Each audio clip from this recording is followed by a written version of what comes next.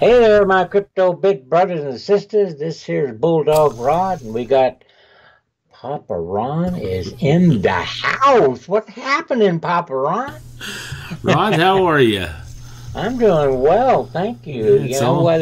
This morning I got up. Yeah, it's a good sign, huh? Yeah. Yeah, good for Yeah, you. great. Yeah, it's a great day. Great day to be alive. It's about 50 degrees outside here in beautiful Utah. I know it's colder up north. We're a little bit south, not too much, but anyway. Hey, did you see the price of Bitcoin and the crypto and the market thing? It looks pretty good, don't it? Well, it looks like it's rebounding a little bit. Yeah, it'll rebound a whole bunch more. You watch, it's going to be. I still think it'll be 20 grand by the end of the year. There's a good chance of it. You know, I've been hearing some rumors. Oh, one of them's not a rumor, and that's Come on, spit it out. I'm trying. I'm trying. Remember the dang Bittrex. Bittrex? Bittrex here. Yes. Not that it has anything to do with that. I just had to figure out the name. Bittrex has stopped accepting any new applications to be on their exchange. That's too bad. Well, but it shows you that what they're saying is they have got to get more servers. They cannot provide the service for as many people as that are signing up. Get on, huh? So it's kind of interesting. It's good and bad. Bad that these other people have to go to other exchanges, these new ones, but yet good that there's still people piling into this thing. And then I heard, too, that all the other exchanges, including Coinbase, are really gearing up for this holiday that's right around the corner here this coming weekend, with all the people off and discussing crypto with their family parties. Yeah. That they think there'll be massive sign-ups this holiday like there was at Thanksgiving. So I would not doubt it. Interesting stuff. Yeah. I'd be interested to know what the growth rate of cryptocurrency has been since January to, this whole year. Start off at what, and we went up to what level? Yeah. The actual percentage of people that are involved. Yeah, if there's 2%, 3%, 5%, I don't know. We've been using that 2% though now for the last 6 months. I think it's probably gone up. At least 0.5%. Well, you'd think. I mean, now there's more awareness. Now, whether people are involved more or not, I don't know. Yeah. But interesting last night, Rod, I know you probably were in bed a little early, but, Bitcoin Cash yesterday came live on Coinbase. Yeah. And I thought, see, anybody that had their Bitcoin on Coinbase was going to get a matching token of Bitcoin Cash, but they weren't going to give that out till January 1st. Yeah. Well, I guess they awarded them last night or yesterday, and man, it seems like all hell broke loose on Coinbase. Oh, did it? Yeah, the price shot up. I mean, I was kind of on the market cap or just dinking around with something, and my son popped in and he said, have you seen Bitcoin Cash? I said, yeah, I just looked at it. It's 27 or something. He said, no, it's like 8,500. I don't remember the exact amount, but I said, how can that be? I just saw it like an hour and a half ago. Yeah. So it was going absolutely nuts. But then if you got onto any of the other exchanges, they were still down around 3,300. So yeah. And then anyway, this morning there's talk about maybe inside trading, and there was some funny business going on over there in Coinbase. They haven't proven that or said it's a fact, but that's some of the speculation. Oh.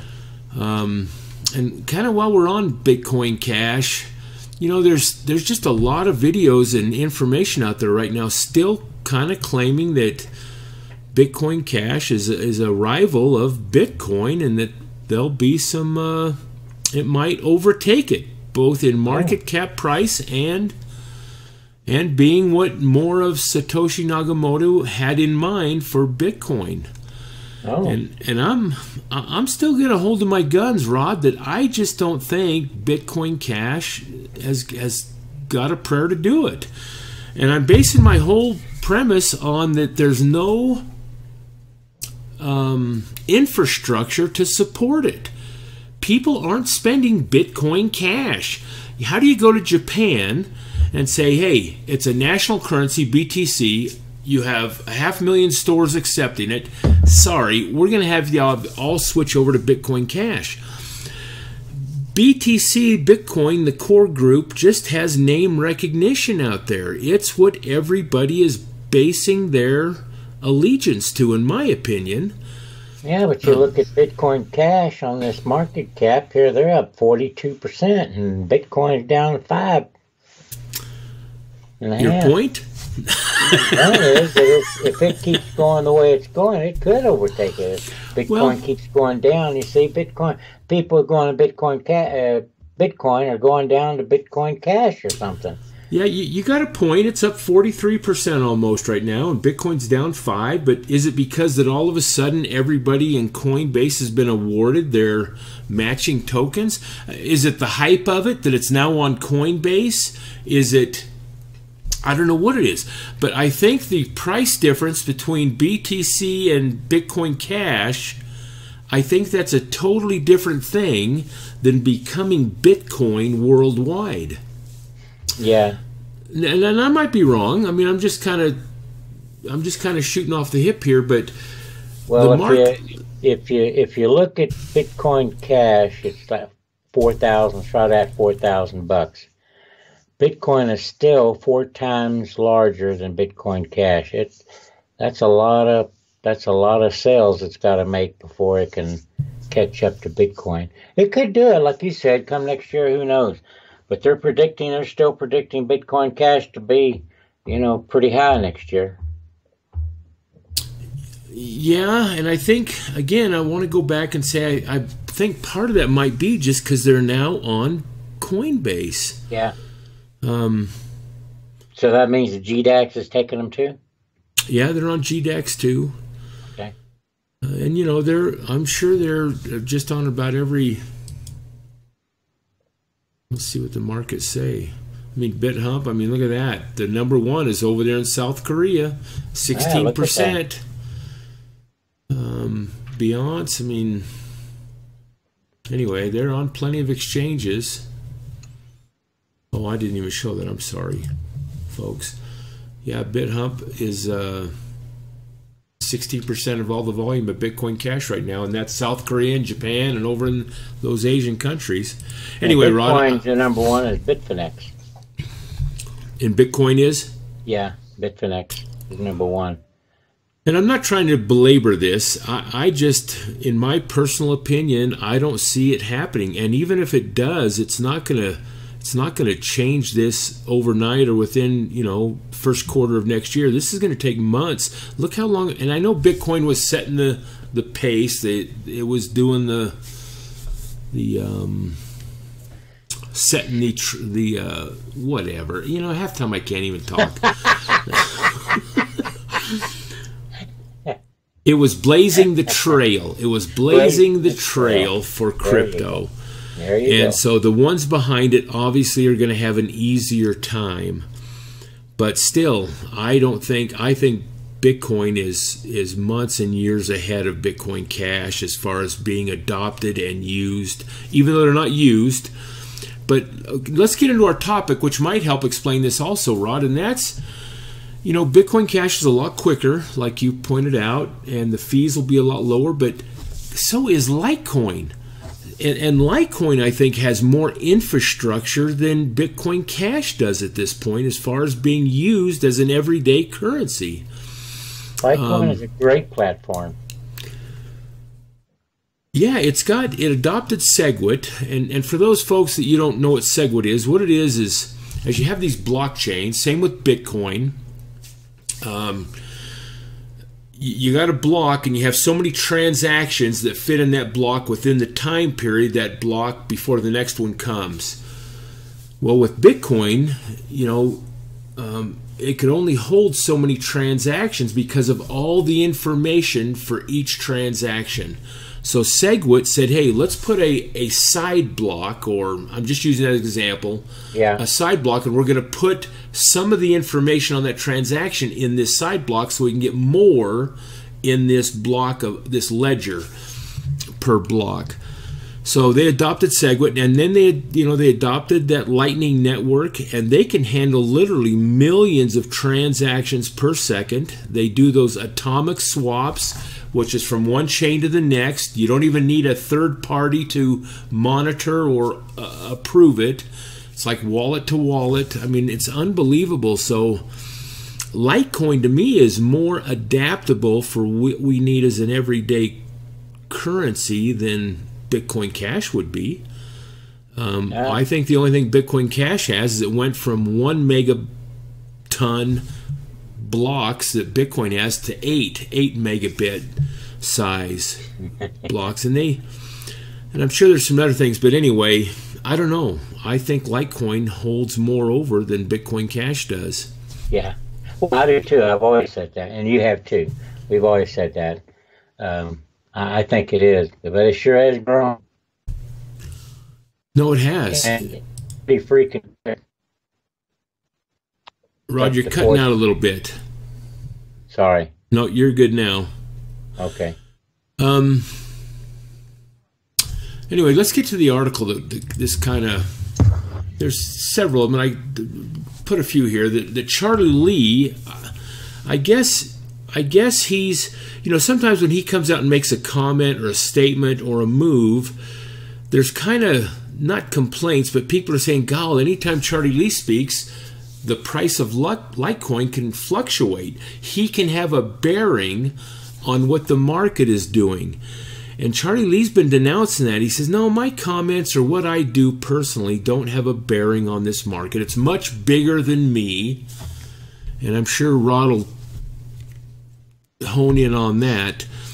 And let's make a disclaimer here before we let's make a disclaimer here before we get too going that Rod has some personal views here that he just can't let go of. No, I can't. No way. So Charlie Lee, in the last few days, he said, "Hey, I'm tired of being accused of some of this stuff." So he opted to sell out all of his Litecoin assets. Or donate them to charities. Now, he might have donated some of the coins themselves instead of selling out first, but he has gotten rid of all his position within the company that he founded. And I believe he came out of, he worked at Coinbase, and he came out of there with, I think, several Bitcoins. I think that's where Charlie Lee's real wealth is. Several thousand Bitcoin. It could be. I don't know for sure, but he started. Litecoin is a split off of Bitcoin. Say that again, Rod. I said Litecoin is a split off of Bitcoin, right? Yeah, it's a fork. Yep. And Charlie Lee's passion is Litecoin. That's been his life. He felt he could solve some of Bitcoin's scalability problems and some of the issues that he thought were pertinent by inventing this Litecoin and its blockchain. And he's done a good job at it. But like I say, so he's announced that he has gotten out of his position, donated, I thought it was, close to 90% of what he got into these charities. Now, Rod and I took a, there's more than one article on this too. Here's one out of CoinDesk. Definitely stated that there's been some of the, and here's why. And I think it just talks about some of the things we just talked about, folks, that the constant misinformation that is actively around the crypto community.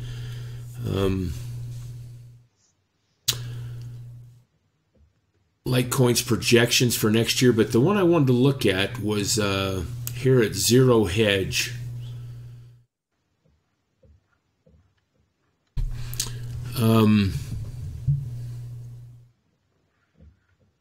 Anyway, I think it's just kind of saying the same thing that we're talking about. Now, I'd like to make a comment about old Charlie Lee. I am so happy. I think it's an anchor away from Litecoin. It has now, I think Litecoin's really going to shoot up. Now, you understand that Charlie Lee's not leaving Litecoin. Oh, that's too bad. He is still going to be in charge. He's a main developer. He just didn't want any more discrepancy against him holding coins and what he's doing. He thought that people were that he was having an effect on it, and he's just showing that's not the case. And Rod, think about that. Yeah, he's probably a wealthy man already, but still to take that much wealth, and let's say he did donate 90% of that to charities, doesn't that say something about the guy? Yeah. Says he don't believe in his own company. That he donated or that he sold out? That he donated. Well, no, that he sold out. Yeah, okay. I mean, you know, he's got so rich now he don't give a shit about nothing. You know, my personal opinion, I think he's a great guy individually. You know, by giving the donation, but I don't know that. Does it say there somewhere that he did donate it? No, I thought I'd seen that. Like I said, I'd looked at several articles, and maybe I'm shooting off the hip on the 90%. Oh, no, it definitely says that he donated. Okay. Yes, I just don't know what percentage. So he donated for he must be a nice guy.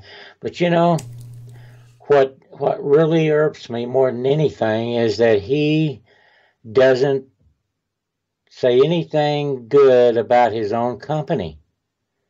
You know, he's made a great platform. I give him credit for that. I give him credit for being a humanitarian. You know, I know that. But you know, when I owned my own business, and you did too, we always supported it. Meaning that when people come up and say, what about Litecoin? I'd say, man, that's the greatest dadgum coin there is in the world. But not him. He goes and says to everybody, oh, no, it ain't a bunch of crap, you know. He didn't say it exactly that way, but he always makes these stupid, I don't know.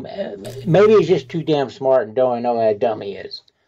Well, and that could be because the last comment he came out with is that when Litecoin took off on this projection upward, he was telling everybody, hey, expect that to go back to $4 a coin because, and it was just against, he wasn't excited about the growth. He wasn't excited that people are investing and making money on his platform now. It's like, hey, folks. Yeah, see, last time when he first came on, made all these stupid things, he says, I don't want people to make any money on this thing. I'm going, what the heck is he talking about? Yeah, we discussed that back in some videos too, but I see your point. You got a valid point. He is not excitable about what Litecoin's doing or where it could end up being and how it could benefit mankind. It's always kind of on a negative attitude a little bit.